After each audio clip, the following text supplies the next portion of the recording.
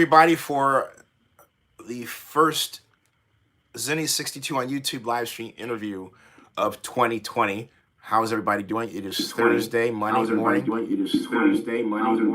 And not only is it Thursday, it is Thursday on the great day of January 15th, 16th, excuse me, January 16th. And as you can tell, my voice is getting back to normal for those of you who watch the standard videos, right? But still a long way to go. But that's why I had water here. See, look, ta-da, water, ha ha ha, water, without any further delay. Although there is one, bookmark oaklandnewsnow.com, please, and also, if you're watching this but you haven't subscribed to Zenny62 on YouTube, shame on you. Subscribe right now. Period. End of story. Now, let's begin this news story with our guest. Our guest is none other than Trigo. Tree, how you doing? It's Try. Try, excuse me. How are you doing? But it's all good. I'm good. Just enjoying the rain here. It's a good day for a conversation. Oh boy, rain. Wait. Folks, we've talked quite a bit off camera, and he is in the middle of fixing tea. Tea goes with rain. Oh no, I've got it. I got my tea. But it goes with rain, doesn't it? Excuse me? It's like so soothing with the rain. Have tea and sit back and. Yeah. It's super nice. I'm all about the coziness. Yeah, exactly. Yeah, precisely the same. Hey, so what is Tree? What is Try? What is your name? Is it short for something? It's a Vietnamese name. It's my dad tells me it means leader, but it's a Vietnamese name, and that's what it's a short name. It's not short for anything. So it's appropriate for you running for Oakland City Council seat District 1, the one that's currently occupied by Dan Cow. Yeah, it's a nice little coincidence. Hey, so let's go right into it. So question number one, tell us about you. Yeah, I've come a long way. So right now, I'm sitting in my house. It's an apartment in Longfellow neighborhood. I've been in Oakland for 4 years, and I have 2 roommates, and we have 3 dogs. So that's where I am right now. But yeah, I've come a long way. I was born in a refugee camp on the border of Thailand and Cambodia. And my parents were escaping from southern Vietnam. They were rice farmers, and they were looking for political asylum. Actually, coincidentally, my grandfather was a city councilman, in the village that they lived in, and he was thrown in jail after the Vietnam War. But anyways, just some parallels with what's going on with me today. Yeah, absolutely. So they escaped from southern Vietnam on foot to Cambodia, then to the border of Thailand and Cambodia. And I was born in that refugee camp. And they were there for 2 years. And it was always my dad's dream to come to America, land of opportunity. And so we came over to Philadelphia, and I was 2 years old. I'm the middle of 3 boys, and grew up in inner city Philadelphia on government assistance. We actually were only able to come to America because of assistance from a Lutheran church. They paid for our flights, and my dad paid them back, as soon as he could. But I'm pretty sure the church didn't really, didn't mind if we had paid them back or not. But it was just, the right thing to do, and that's how I was raised. So Philadelphia. Then when I was 10 years old, we moved to Atlanta, Georgia. And Atlanta is a cool place, really large, Black middle class community. I I went to middle school and high school there. And from there, I've always loved science. And MIT, and so I just applied, and I didn't even bother to fill out the last page because I'm like, this is not happening. And then I freaking got in. And it's definitely one of the happiest days of my life. I love that. Super surprising. And then my mom was like, you can't go because tuition is $40K a year, And I'm like, oh man, that sucks.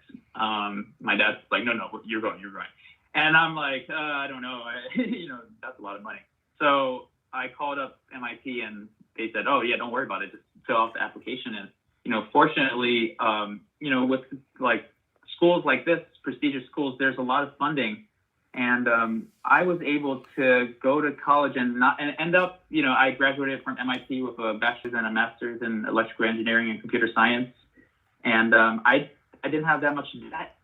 And it's so fortunate. I mean, it's like people are so saddled with debt these days, and I mean, I'm just saying, so much help. I was so lucky. So after that, I spent some time working on the Obama campaign. We can talk more about this later. I was never interested in politics, and because I just felt like it was adult drama. There's too much drama. I was more of a scientist. But then there was a professor. I don't know. Have you heard of Lawrence Lessig? Oh, big time. I used to communicate with Larry Lessig on the Rise Business Network, and there was a group of us that chatted. This is in the early days. I have to say the early days of AOL. We had groups, and that's how I got to know Larry in that way. I had not had the pleasure to this day of meeting him in person. Yeah, I've met him in person, and he is the person. Actually, it's funny. I actually called his assistant this morning to ask if he would be willing to talk to me about my campaign, and I sent him an email. But he is the reason why I'm involved in politics, because he made me realize that under our current system of political system, it represents those who can contribute to political campaigns, and that kind of shattered my mythology around America, because imagine coming from a refugee camp, and then this is a country that takes you in, gives you love, and then the realization that, oh my God, it doesn't represent everyone equally. And from an engineering perspective, I'm always looking for ways to make things better and solving problems and seeing like bugs in the code, or like, problems in the machine. And this is clearly not what the founders intended, and I became interested. And then he endorsed Obama in 2008. Yeah, and then I was like, I got to go support Obama. And I'm not going to lie, I'm a man of color, and very proud to see a person of color running for office.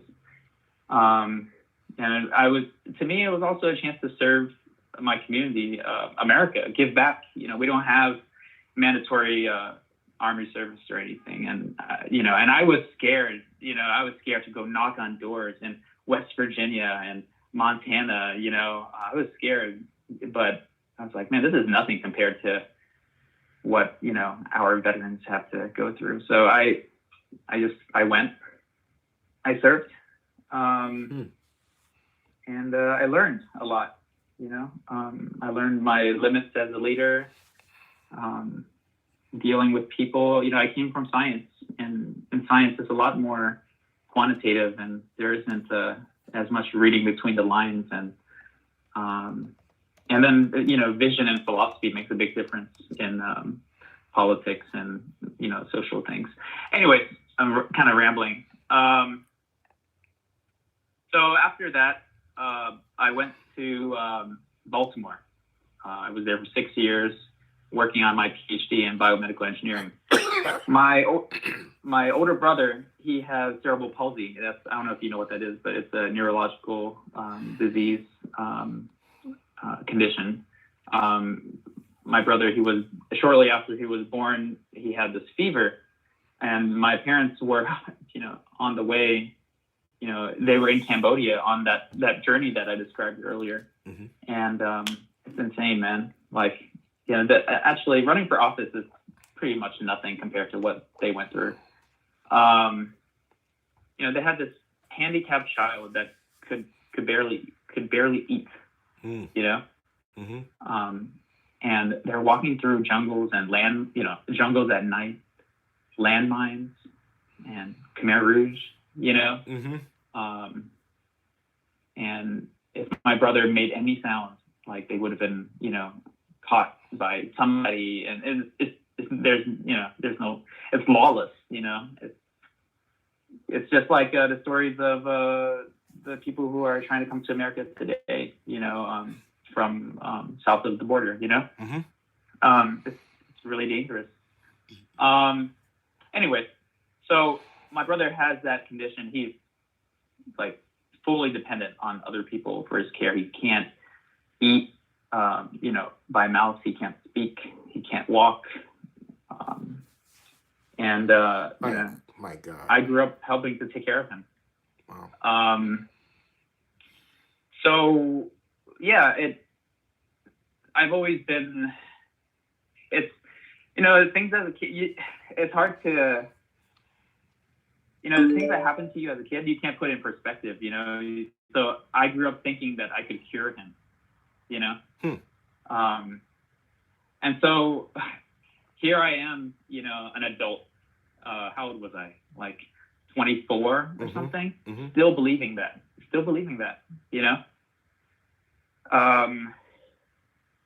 sorry, I get kind of emotional about it. I understand.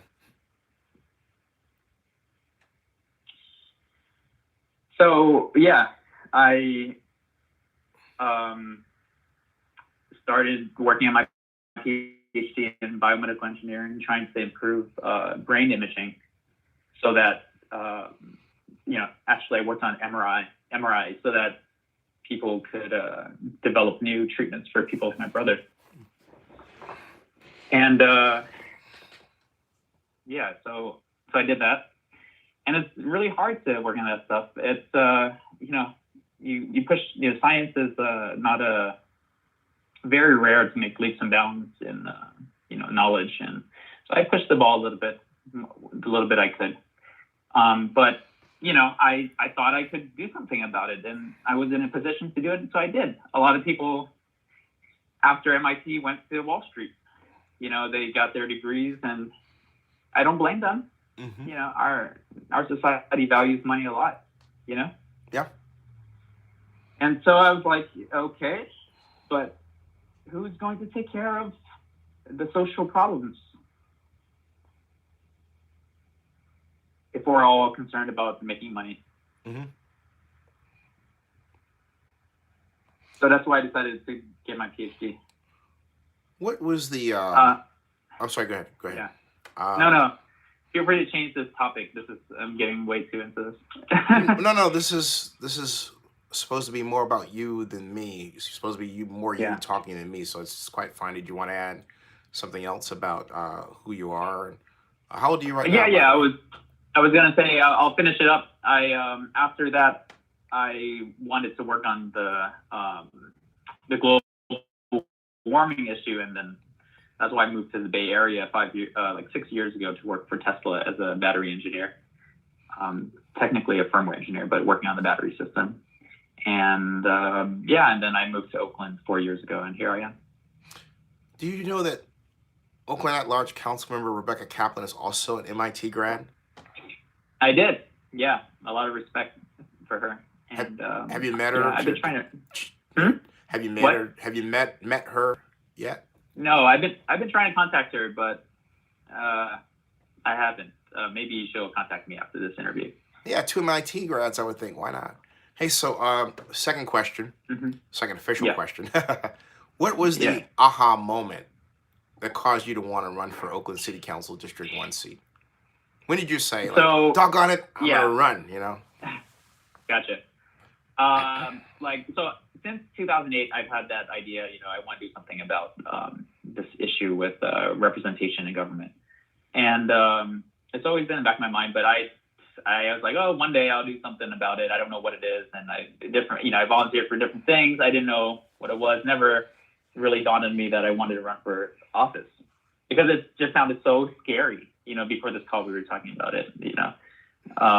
It's scary to put yourself in the public eye. And I came home one day and I found out my neighbor, who's Black, was evicted. And I realized that, okay, he's evicted. He couldn't pay his rent. He was like 6 months or something, like didn't pay his rent. And my landlord, he's a great guy and really understanding and compassionate, and actually also went to MIT. Talk about small world, right? Yeah. I mean, but we are in the Bay though.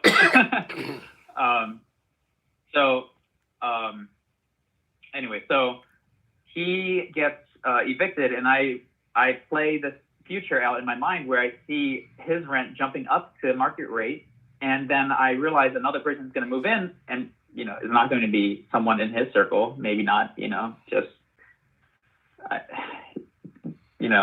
I mean, yeah. So someone's going to move in, and then when they move out, probably the rate is going to jump up again because the way housing costs have gone, it's just going to keep going up. So I realized all this argument about rent control, this is not the solution. This is just slowing down the inevitable progression of rising rents. And I realized then that, in a couple years, the Oakland that I love, which is, diverse community, working class values, laid back attitude, acceptance of who you are, that was going to change rapidly. And I mean, I first moved to San Francisco when I moved to the Bay, and I didn't like it, and now I'm like, oh man, this is happening again. So I saw that, and it wasn't the aha moment yet because I was really afraid. I mean, I didn't even think to run for office. I was actually applying for community organizing jobs and wondering why was I doing this as an engineer, I didn't know what I was doing. It's actually 2019 was a difficult year for me, not knowing what to do. Just not having the courage to see that what I needed to do was take action, And let me tell you, man, this is not an easy thing to do. And I'm doing it, I'm the one doing it, but I have a huge team behind me. And that team starts with your parents, and it starts with kind of who you are. And I got to tell you, and, courage, to have that courage, you need to feel loved, Right. And I will tell you, as a man of color in America, feeling loved and being feeling accepted doesn't come easy for me, And I was fortunate enough to have a breakthrough and just realize, oh my God, all these people around me, they do love me, And I had this radical acceptance of who I was and my skin color,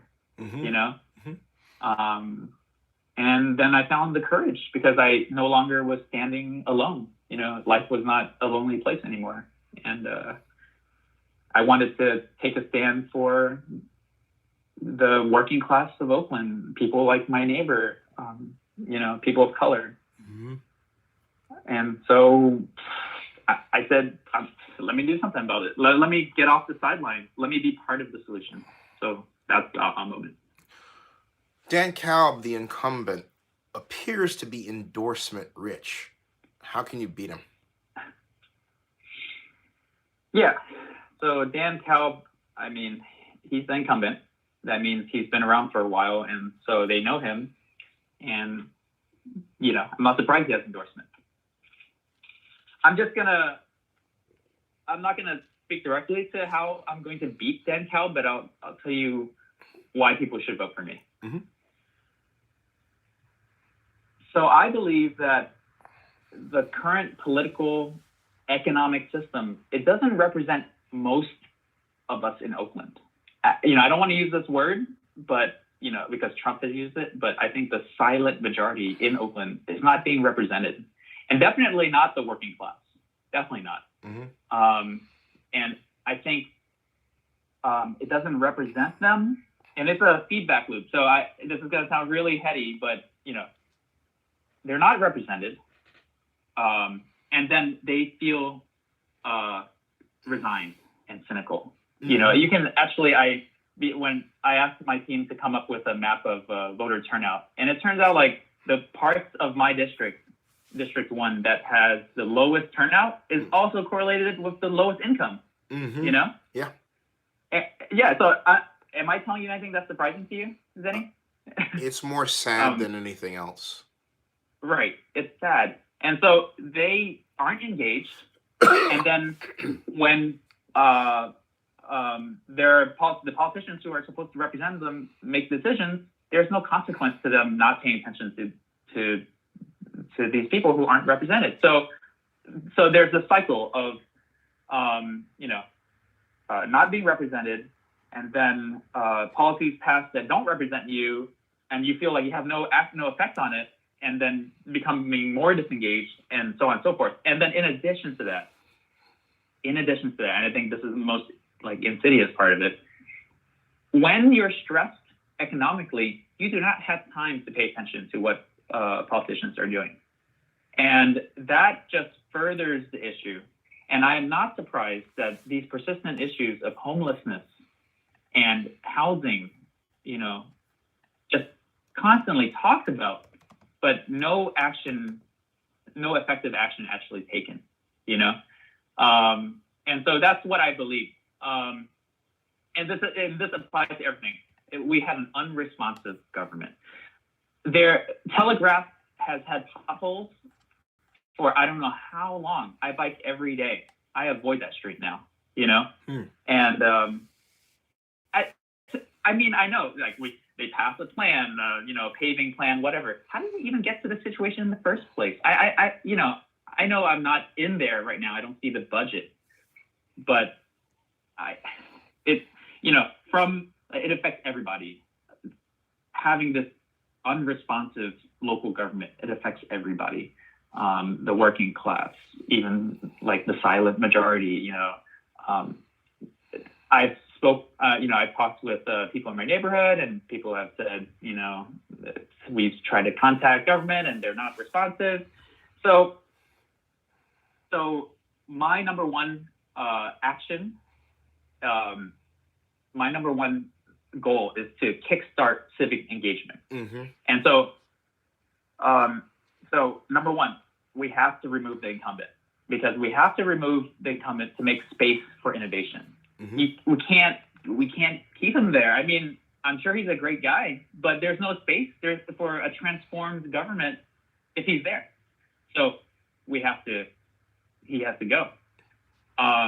Number two, hopefully elect me, because I will be a very powerful advocate for citizen engagement. I'm going to support the community in giving them monetary resources,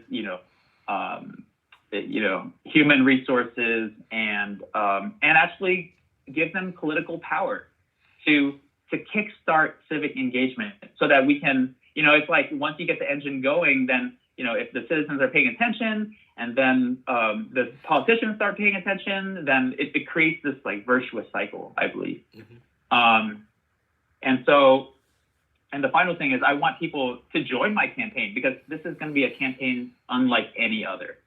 Like, I'm not going to just spam the airwaves, or like the online waves. I believe that the core of the problem, of these persistent problems, is people not believing that they can, they have an impact. And I'm going to do all I can to remove all the barriers to civic engagement, educate the voters, just get people help them understand why we're not taking effective action on homelessness and housing. So that's how I'm going to. So to answer your question, that's how I plan on beating Dan Cobb, because we can't continue this.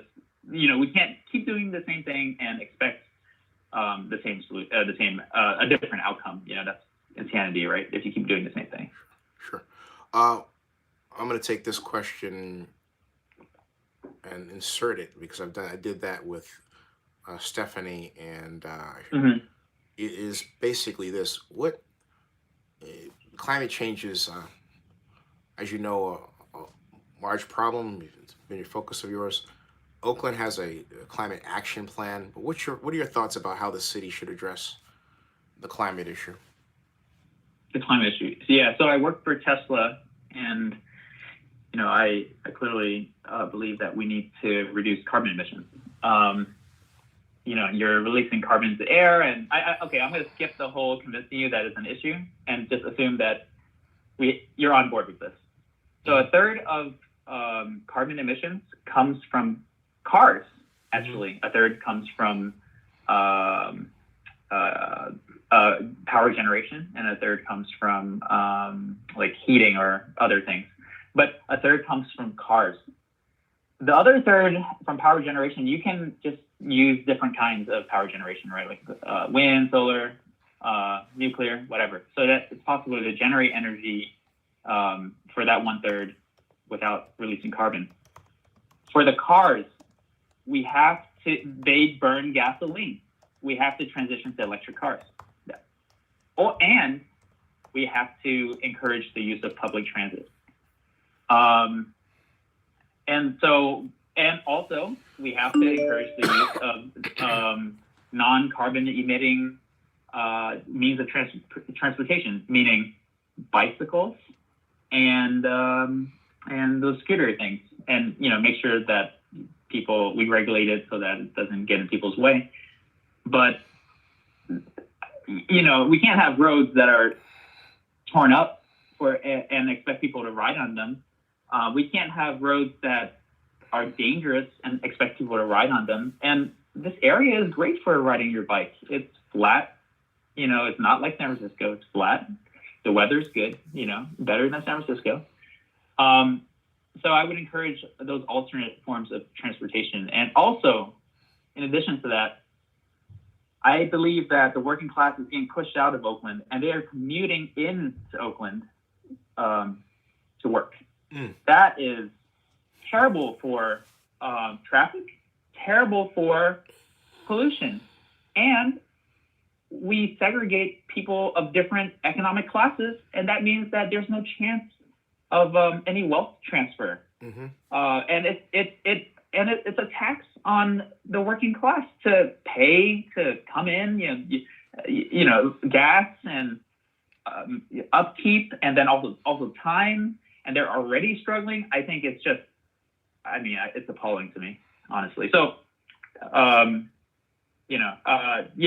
support green energy. Green initiative. I still am very focused on how we can do those things, but then support the working class of Oakland. That's part of they are an essential part of what Oakland means to me. Anything else before we go on to the next question? No, I'm taking a lot of time. Okay. Sorry.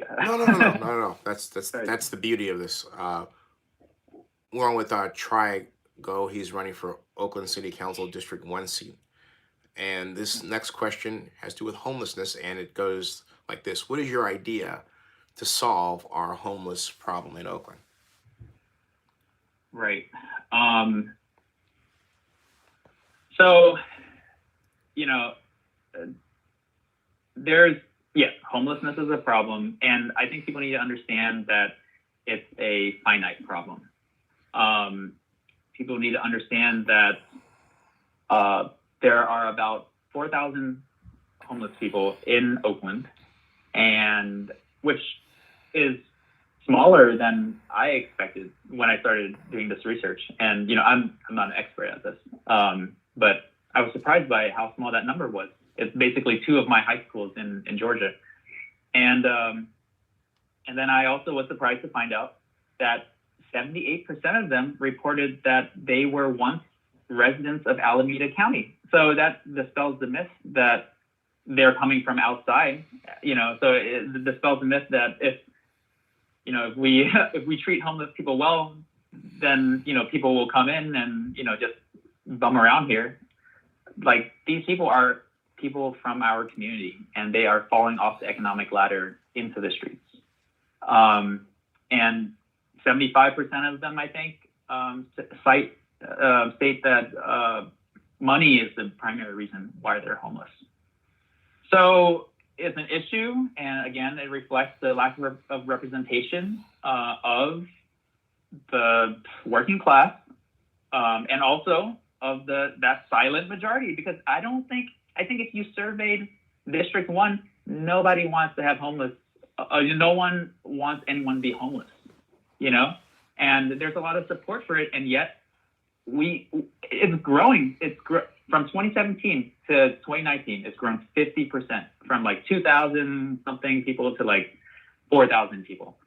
So you can talk all you want, you can pass all the plans you want, but the fact of the matter is, the stats say otherwise. And it's not just about passing legislation, it's about implementation. And are we looking at how the implementation is going? Mm-hmm. Of course not. We're too tired. Like, people don't have time to look at that, and there's no cost to politicians to not look at it. So I'm not surprised we haven't solved this issue. And it's increasing. It's actually, the rate of increase of homelessness is increasing. Mm-hmm. And the rate of our talking is increasing. Okay. So I'm sorry, it's one thing to have image, but I'm a scientist. Numbers talk, numbers, you got to be grounded in reality, But okay, so solutions. Right. Yeah, go ahead. Yeah. Solutions. Okay, this isn't another, this is not rocket science. Do you know what the National Alliance for Ending Homelessness suggests as a way to end homelessness? I know. Provide permanent housing. Isn't that a radical idea? Provide permanent housing. I mean, yeah. Anyway, also provide jobs. I would support free education, as much free education as possible. Apparently there's a shortage of trade jobs in the Bay Area, and we need to get people into these trade schools free. It's an investment in our community, because otherwise they'd be homeless and we would pay for them at the back end when they end up in the hospital or something, Mm-hmm. And it with no food. And, I just think it's unreasonable to ask people to blossom and to grow and to give back to the community when they're struggling, I mean, so I believe that everyone deserves to be housed, deserves access to housing. And this is not a radical idea. It's been done in other cities. And why hasn't it already happened?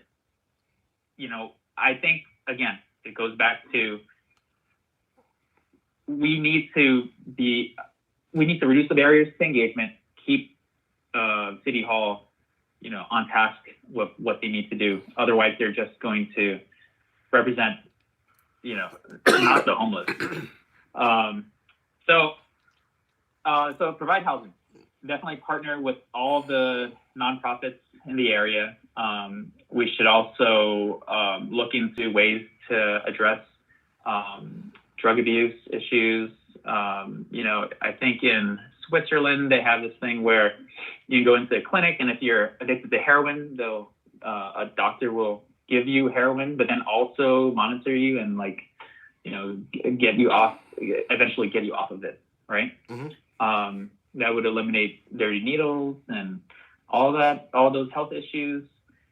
And then consider other things, maybe universal basic income. I'm not saying I'm supporting it, but I'm saying, where is the urgency in addressing this issue? Mm-hmm. Is what I'm saying. Mm-hmm. You know, mm-hmm. Where is the urgency? Where is the sense of, yes, we can have an Oakland where no one is homeless? Where is that? And so I would consider all means, and I would use data, and I have a team. And actually, they made some briefings for me, and I'd like to post it somewhere on your webpage so that everyone in Oakland can understand that this is a solvable problem, and we need to be marching in the streets until this is achieved. You know, we need to house these people. What I'll do is I'll establish an account for you, much as I've done for other Oakland council members and candidates, and you can actually post it as a blog post. How's that? Oh, I would love that. Okay, cool. I would love that. All right. Yeah. Part of getting people engaged civically is to educate them about the issues and not let people spin them on various things. Oh man, can I bring in like an anecdotal thing? Yeah, sure. Okay, so this Moms for Housing issue, right? Mm-hmm. Sure. I saw, and obviously this is controversial territory, but I will say that I saw this article that said that certain people were advocating for using eminent domain to, give the moms a chance to own the house. Mm-hmm. I don't support that. And I don't support that because it doesn't seem lawful, number one. Mm-hmm. Number two, it's distracting us from the issue of actually providing affordable housing. If you solve affordable housing for these women, does it solve affordable housing for everyone? Of course not. Mm-hmm. It's a distraction, and it's pitting, the working class against these banks, but they don't have the power to change these laws. Mm-hmm. It's government that needs to.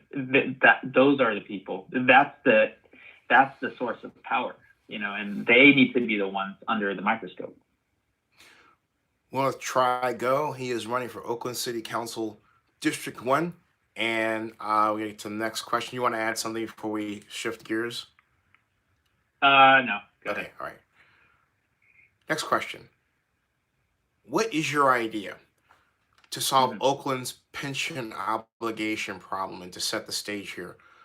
For some time, Oakland has had this problem. It goes back now a couple of generations, but the issue is that Oakland has had a difficulty maintaining although it has done it, but it's had difficulty maintaining its obligations to people who used to work for it. They're entitled to pensions that they worked long, long years to generate. And the question is, how do we keep that going, given some financial hurdles we've had? Now, we've had a number of bond issues in the past to address that. But what's your idea going forward? We can't go backwards. I like that you explained the problem, because I'm not sure how many of your listeners even know this problem exists. Would you agree?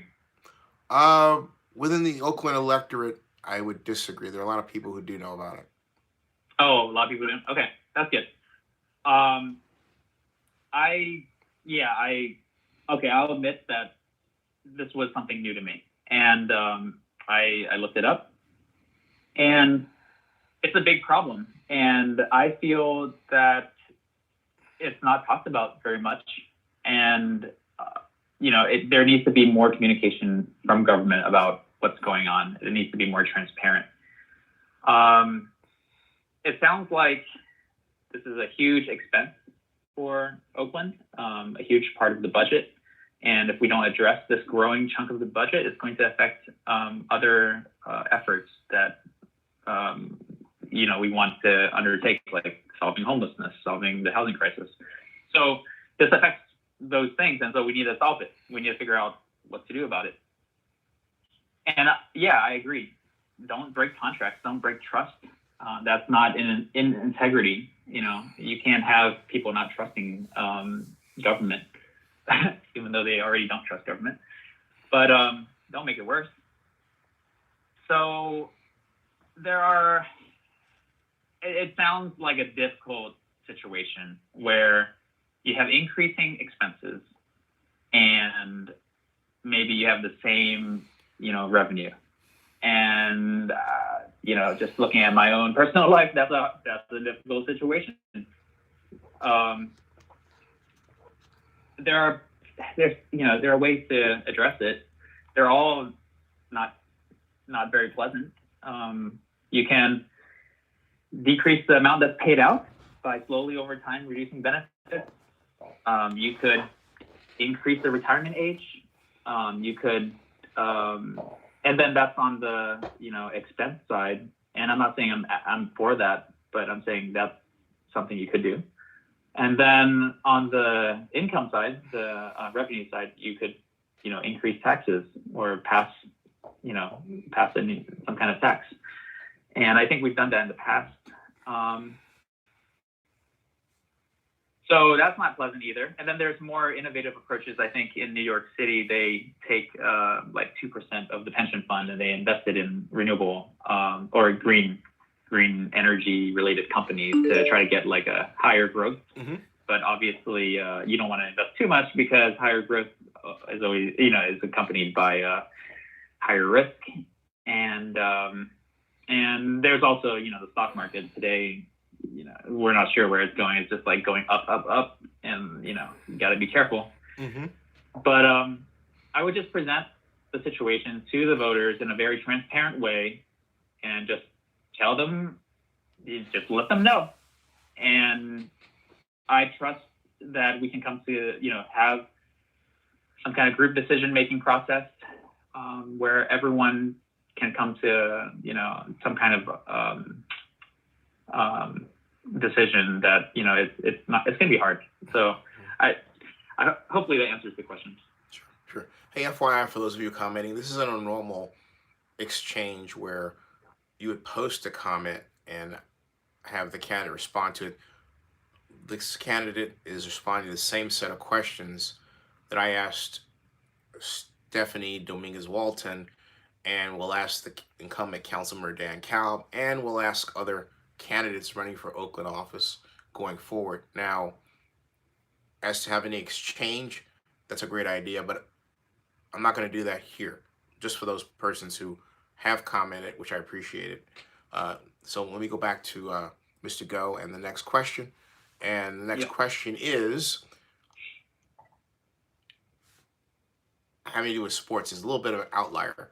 Outlier because it's not part of the list, but I did include it in Ms. Walton's question, and so therefore I have to do it here.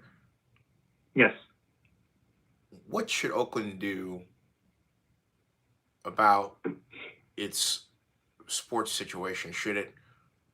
And I'm going to leave that very open-ended. It's lost the Raiders and the Warriors. What is your view on the question, or what I see as the problem? But I'm curious to know what your view is. Excuse me. What is the problem? You said your view of the problem. The problem is losing the teams? I'm saying that what should Oakland do regarding its sports situation? Okay. Obviously, sports teams bring a lot of pride to the community. It brings economic benefits, lots of media attention, and just in general makes everyone happy. I grew up playing basketball, and I love the Warriors, and I especially when they were the underdogs, I was really watching like every game. So it's important to have those teams, but I will, and it's a part of the identity of the community too. But I don't know what the cost is of keeping these teams here. And I would prioritize ending homelessness and providing affordable housing over keeping the teams. I think it's very important to me to make sure that Oakland continues to be a place where the working class can set down roots, where innovators can come here and continue to innovate, where artists can live and bring joy to our communities. I'm not saying that. I'm compelled to ask one question, if I may. Tree, I just want to ask one question. I normally take this liberty maybe once, and I sort of pick my spot. But in this instance, I have to ask, why do you see it? Because you bring up a unique situation. Why do you see it as a trade-off between sports and economic and affordable housing or anything else, as opposed to one being able to bring money for the other? I don't know what the economics is of it. So I would assume that we're going to give, the A's some kind of tax package or something. And there's some incentive that we're giving them that would reduce revenue for the city, I would assume. Well, what we're doing, go ahead. It's Section 293. It's Senate Bill 293. And that would provide a subsidy up to $1.4 billion.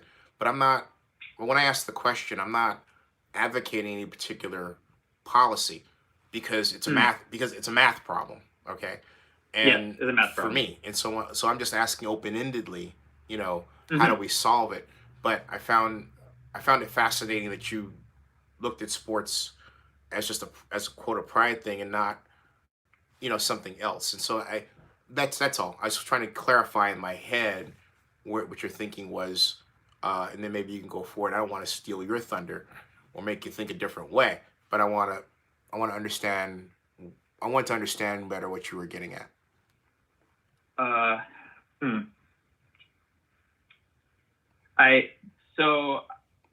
We have a budget, and that subsidy that we're giving the A's comes from that budget, I would assume. Yeah.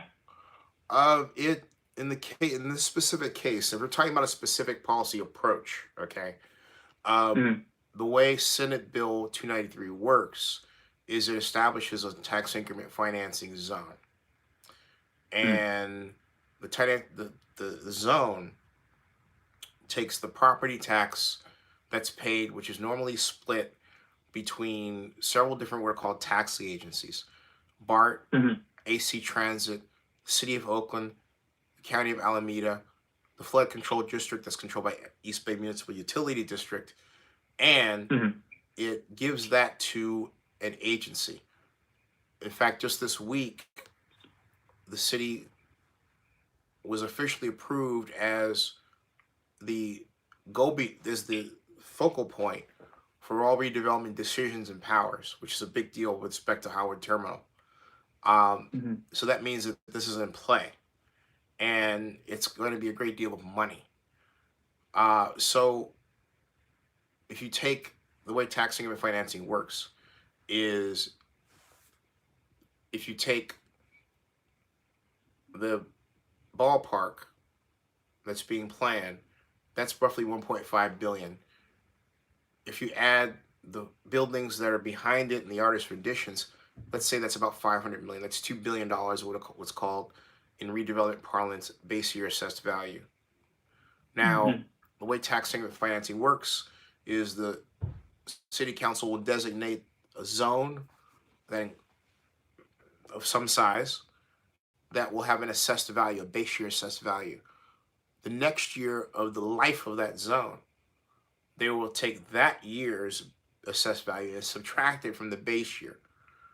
And if you do this 40 times, in other words, annually 40 years, and the growth rate is an average of 4% for a $2 billion assessed value size of a redevelopment project area for Howard Terminal, that would come to $1.4 billion. That would be roughly double what the Raiders got from the state of Nevada and Clark County with respect to building that stadium.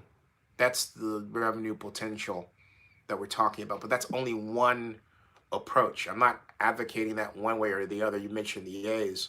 I'm simply talking about in terms of sports, because look, these are math problems. You can figure out any kind of way to attract a sports team or keep one or build one from scratch or whatever you want to do. Okay. I'm simply asking the open-ended question. It is open-ended. What is your view on Oakland sports teams, given that we're losing them going forward? And it is a very open-ended question. Yeah, it is a math problem. And I want to keep the teams. I really do. But I have to see, and again, the things that you've told me, they're kind of new. This is a new topic to me. And I'm going to consult with experts on it. I'm not going to pretend like I know everything about this. And I want to weigh what the economic impacts are. And I would say if it ends up, and I don't know if it will be a trade-off between effectively addressing, between providing affordable housing or finding a way to end homelessness and, encouraging sports teams to come to Oakland. I don't know if that will be the case, but I will consider all of those things. And if we can make it all happen, good.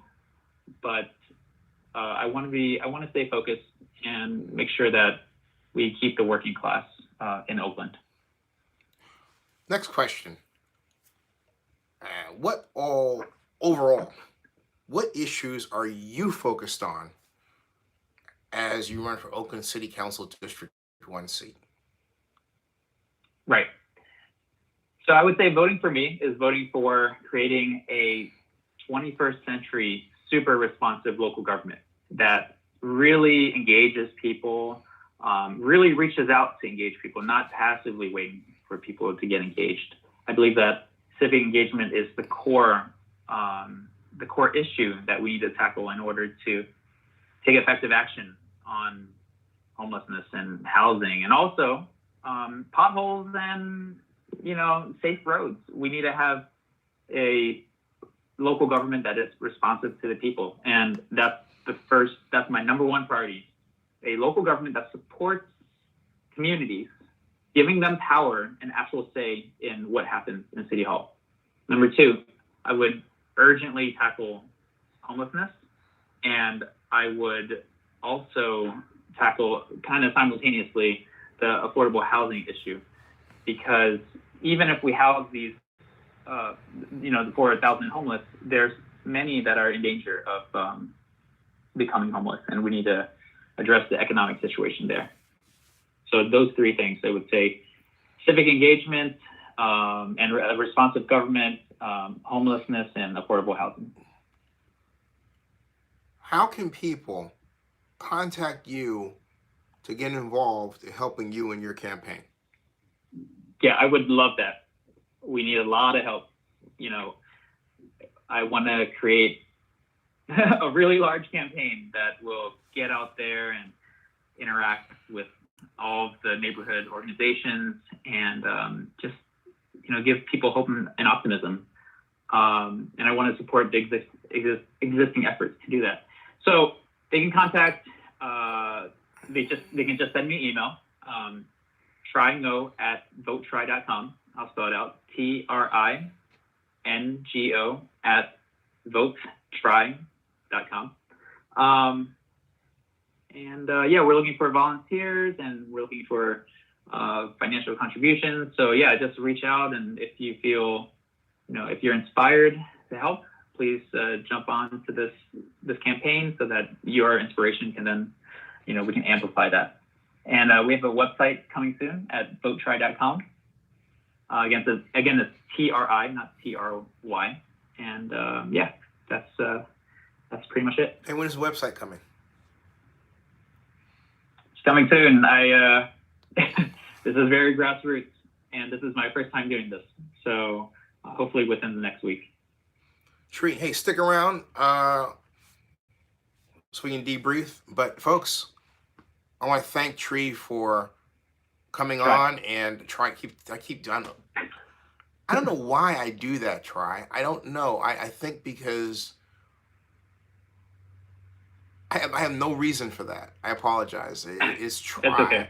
I think it's no, I know why, because other people have pronounced it differently. That's why. That's it. You know, that's but in the back of my head I don't remember where I heard that before. It's no, but it's been somewhere in the ether of my life. How's that? But I digress. I want to have you on again. We can talk more during the campaign.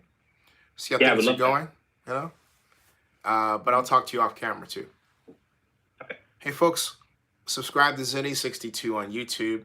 Remember at 4 o'clock Eastern, which is 1 o'clock Pacific, we will be back with the Las Vegas Stadium Authority meeting, which should be a doozy, unfortunately.